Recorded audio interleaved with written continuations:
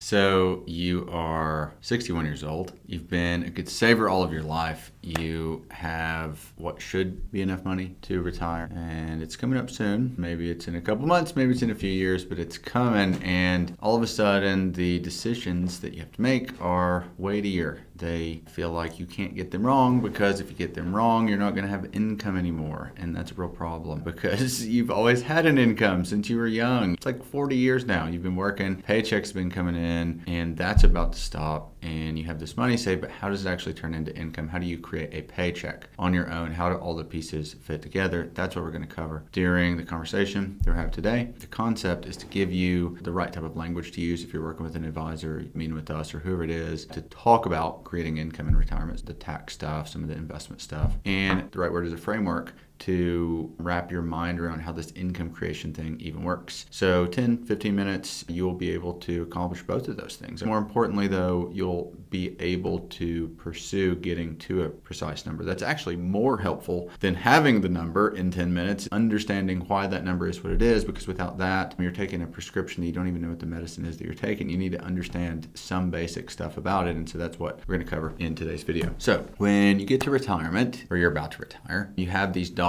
that are saved up. It's in a 401k that you've been contributing to for years. Maybe you have your own investments, maybe you sold your business, and now you're about to have a lump sum of cash. But money's going to be invested, and most people gravitate one of two ways, and both are incredibly problematic if you go to either extreme. On one end of the spectrum is, I don't want to lose money. I'm freaked out. The stock market is intimidating. It's scary. When you get older, you get more conservative. That's what you do. So I'm going to get more conservative because I don't want to risk it all, so to speak. On the other end of the spectrum are people who say, I recognize that inflation is crazy and I need my money to outpace that. And so I'm going to stay very aggressive through my retirement years. And both of those, to an extreme, obviously cause problems. And the difficulty isn't say, okay, let's choose a middle route. The difficulty is being precise of what that middle route is. It is very unique to you, the types of accounts you have, the longevity that you have, the other income sources that you have, the pace at which you need to take distributions. All of those things impact exactly where that middle road should be taken. It isn't enough to say, okay, we're going to be in the middle. Yes, of course you should be in the middle of those two extremes, but precision matters. An extra 0.5% rate of return, or just a little bit less risk, makes a huge difference in what the experience of retirement actually is when it comes to your relationship with money. And that matters because we want you to live a retirement that you're not stressed. You don't think about money. You just get a paycheck the same as if you were working. Now,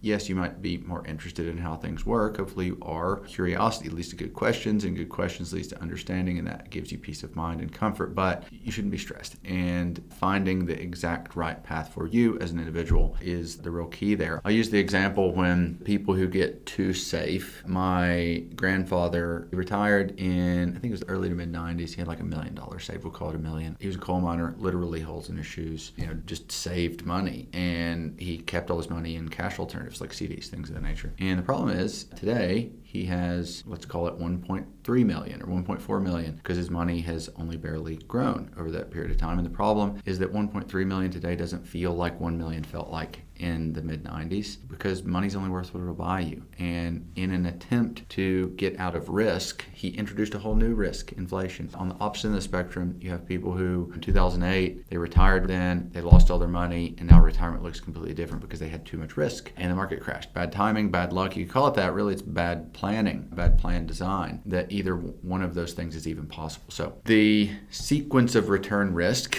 is the fancy way to say you don't want to ever sell something at a loss. If there's this hypothetical book on investing, line 1, chapter 1, don't lose money. If your investments fluctuate in value, it doesn't matter that much unless while they're down, you sell a thing. And if you sell a thing while it's down, it means you realize the loss. You just lost money. You went against the one cardinal sin of investing, don't lose money. Now, the problem is if all of your money is aggressive when you're in retirement and all of it is down, but you need money for income because you're not working anymore, you have to sell something at a loss in order to create the income.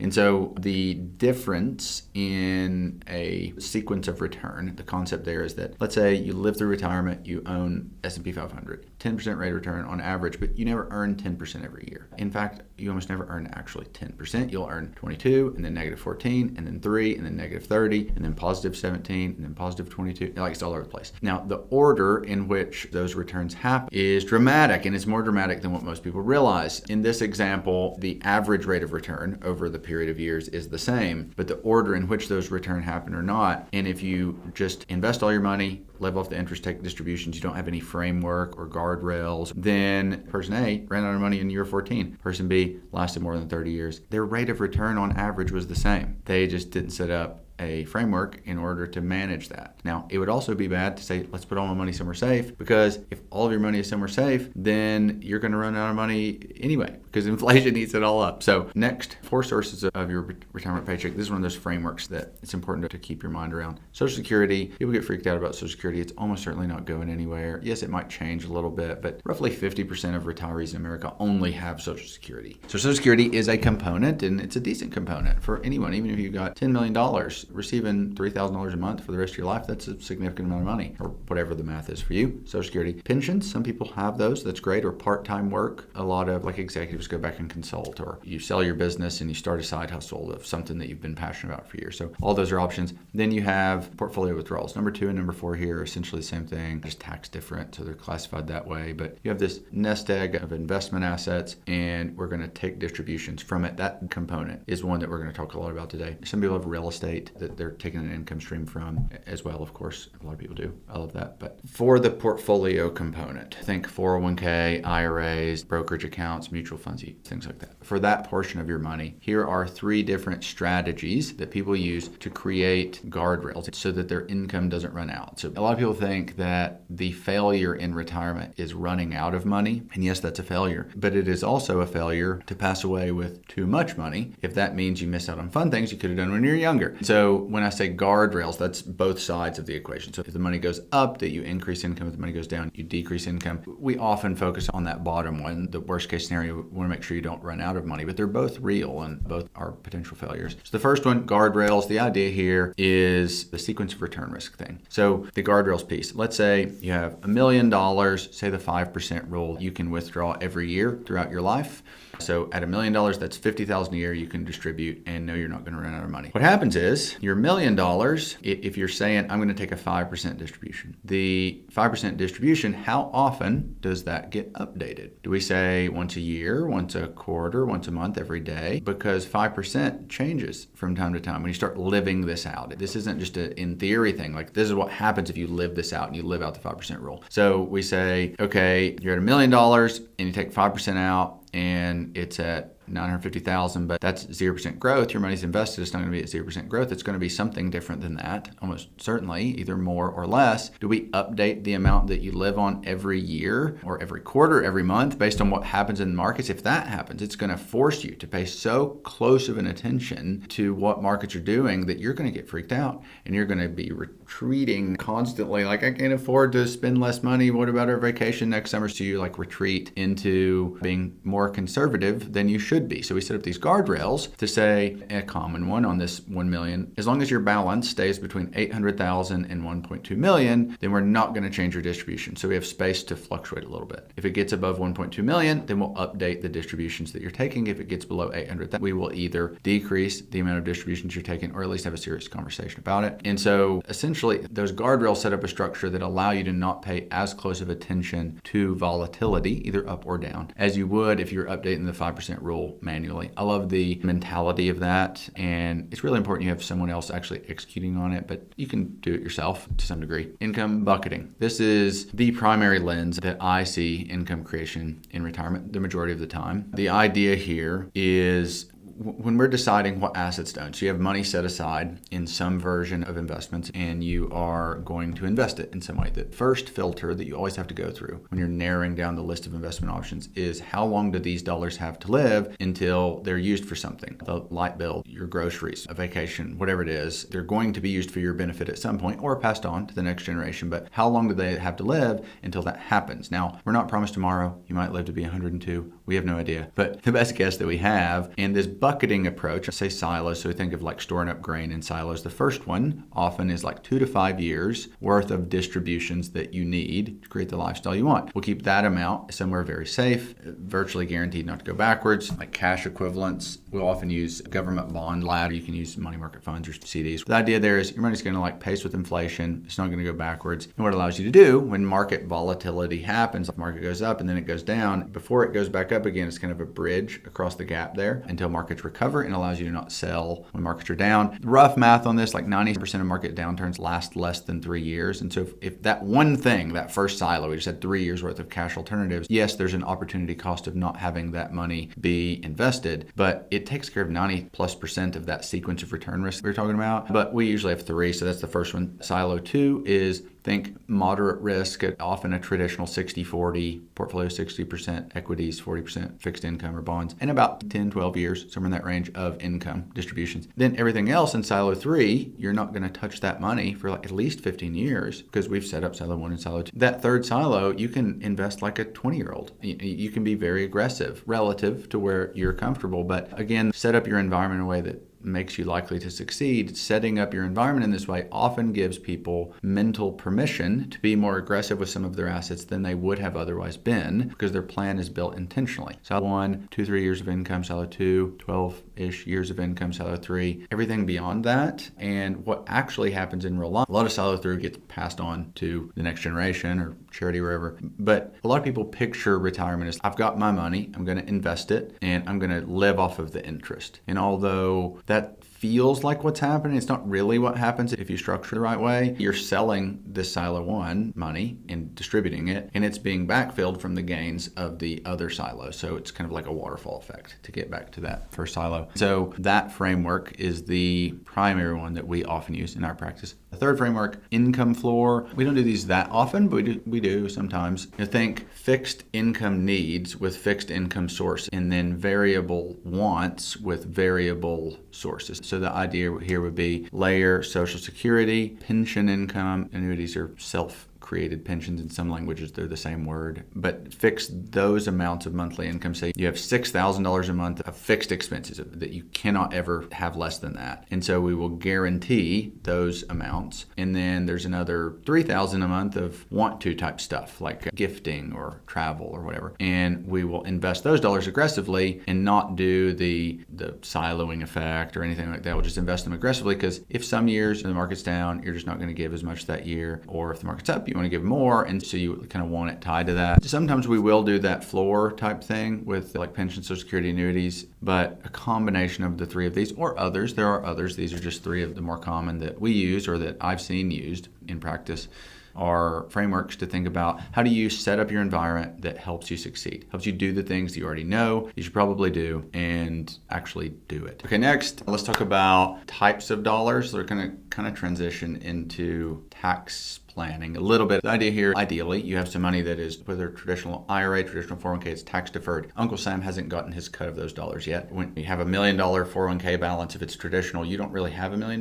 You and the federal government together have $1 million. When you take it out, it has to get taxed. Roth dollars, those have already been taxed, so that's all yours. And then non-qualified or brokerage, it's in the tax now world type of accounts. Those are taxed every year as growth happens, and then some capital gains when they're sold. The idea, though, is that they're each treated differently. And so much of retirement planning, we talk about the type of investment assets that you own. That's one whole section. This whole other section is how do we manage taxes? Taxes are dollars too. That matters so much because if you can cut out some amount of the taxes that you pay, that feels like a rate of return. If you lower your tax bill $100,000 over your lifetime, that's worth doing. That's like earning an extra $100,000. And people in retirement have more control over that than people who are working. And that is new for a lot of people. And that's one of the main areas where we differentiate ourselves. We're financial planners, investment advisors, and tax advisors. And so the coordination of those two things is the kind of convergence of those things is where our real value add is. But the idea here is that you have these 3 different types of accounts. And it's important to keep in mind the way tax brackets work. Income tax is the elephant in the room. It's a graduated system. So you go from one tax bracket to another, and as you go up, the amount of tax that you owe on the next dollar earned is more. It doesn't penalize you for the lower dollars, just the next dollar earned is more. And knowing where these thresholds are where you jump into a new tax bracket or you drop down in the lower tax bracket, allows you to have control over how much tax you end up paying. The example I would often use is, let's say at $95,000, you're married, that's the top of the 12% tax bracket, but you want $110,000 of income. The idea would be we take from your traditional buckets up to the $95,000 number, and then we take from your Roth buckets up to the $110,000 number, so none of your money is taxed at the 22% bracket. It keeps you from going from 12 to 22. That's 10% rate of return, and in many situations, only doing a very simple thing like that has an enormous effect on how much money you actually end up having throughout your retirement. Many other examples, Roth Conversions, something I'm very passionate about. So many Americans should be doing Roth conversions that aren't doing them because they fall in this in-between ground of CPAs are like, hey, there's something to talk to your advisor about, but I don't give investment advice. Advisors are like, hey, talk to your CPA about because I don't really give tax advice. And it just falls in a crack in the middle, and they're often not executed. If they're executed, they're often not executed correctly, and it's a big miss. But the idea with them is, let's say all of your money's in a traditional account, and the idea is you're retiring and you've got $1.5 million in a traditional 401k, and you're going to take out $60,000 a year or something like that because that's what you need. Well, that $1.5 million stays invested, and at some point Uncle Sam says, hey, required minimum distributions are here, we need our cut, and so they force you to start taking money out of it. Now you don't have to spend that money, but you have to take it out, realize it as income. You take it out of your left pocket, you pay part of it to the IRS, and you can put it back in your right pocket if you want. But what happens is, if that grows a lot, you start having to take very large amounts out of your 401k, and you get bumped into higher tax bracket. It's magnified by the fact that if you're married, you're in married tax brackets, which are basically twice what single tax brackets are. If one of you or your spouse predeceases the other, now the tax brackets are cut in half, but your required distributions are the same. So you're taking these distributions in higher tax brackets than you ever would have thought that you would lived in, even if you don't need the money. You just have to realize it as income. You can do them at any time, but often it's early in retirement. We take a controlled amount out of the traditional bucket and say, we're going to fill up the current tax bracket, and we're going to put it in a Roth account. So it's not a contribution to the Roth, it's a conversion to the Roth. And we say, hey, if you have space in the 12% bracket, 12% is the least you're ever going to get off the hook for paying. So let's take $10,000 out of the traditional and move it over here to the Roth. Voluntarily pay that 10% or that 12% tax now, because you're never going to get off the hook for less than that, and it's likely you're going to pay way more than that down the road. And so even your beneficiaries would have to pay more than that. And so we'll go ahead and do that now. It's kind of a defensive maneuver, and the impact is wild. When we look at projections of this, it's very often for our clients hundreds of thousands of dollars of cumulative tax savings over their lifetime. The thought is, when you get to retirement, tax planning is often not just how do we save money in taxes this year, but how do we save money in taxes cumulatively over your lifetime. And that's a good example of how that works. So the mistakes that I see people get wrong the most are treating their returns as withdrawals. If you earn 15%, that means you can take 15% out of your account, and that is such a big miss because it misses all the frameworks that we've talked through, this Guardrails approach, the sequence of return risk. What it ends up doing is forcing you into being too conservative, and that's problematic because inflation is real. Claiming Social Security at the wrong time. The biggest tip there is, if you have a high income earning spouse and a low income earning spouse, when one of you passes away, the smaller Social Security check disappears and the larger one continues until the second of you to pass away is, whichever one that is. And so if one of the people earned a lot of money, there's a lot of incentive to make one of those as big as you can, because most likely one of you would predecease the other. Just a quick tip. This is a big miss. So the amount that you pay in Medicare premiums is dependent on how much income you have from 2 years prior. It's kind of a weird rule. There are these things called IRMAA surcharges, and it's one of the areas in the tax code where it's a cliff. If you go $1 over a certain threshold, you owe hundreds or thousands of more dollars a year in Medicare premiums. And so not paying attention to where those thresholds are really gets people. And you don't know it for 2 years because it depends on your income 2 years prior. So if you don't have some foresight, you don't even know that it happened. And then maybe the biggest philosophy thing that I have in all of retirement income planning that I always come back to is that your financial plan should dictate the investments that you own. It should dictate your tax strategies. It should dictate the way you make decisions around money, instead of the investments that you own dictating your plan and the life that you live. That flipping of what you focus on, that flipping of priority, allows you to design your life with intention instead of letting investment returns decide the life that you want. And a common thread of what people want, they just don't know how to get it. And so these planning frameworks that we talked through, I think, will be helpful in helping you understand, at least take a step or two in the direction of not letting the stock market decide how you feel about your money, but instead letting your plan decide what investments you own, and what the stock market does is what it is. So it's not that that's not important. It's just often put in the wrong context. With the wrong context, you end up making decisions that are often not most right for you. I made a guide that you can download in the comments where it walks you through some of this stuff in more detail. There's questions there to ask yourself, but click on that to download it. I think it's pretty good. I spent a good amount of time on it. And if you're interested, everyone starts with a 15-minute explore call. Make sure it's a good fit, understand your situation, make sure that you're the type of person that we are designed to help. And if you are, then we do a free strategy session. The strategy session is where we get some information from you. I share strategies with you that would be helpful in your situation, regardless if we work together. I just want to be as helpful as I can. You take these strategies and do them on your own, work with another advisor, we'll execute them, whatever it is. These are just things that you need to know. Often it's tax strategies, sometimes it's estate planning gaps, sometimes it's tax investment allocation updates. It can be all kinds of stuff, but the idea is this is free. Here's our attempt at just helping you regardless of what you decide to do. So the next step would be a free explore call, which is a brief call, make sure we're a good fit. And then we do that strategy session if that's something you're interested in. Hope this helps. If you want more videos like this, let me know what type of videos you would like to see.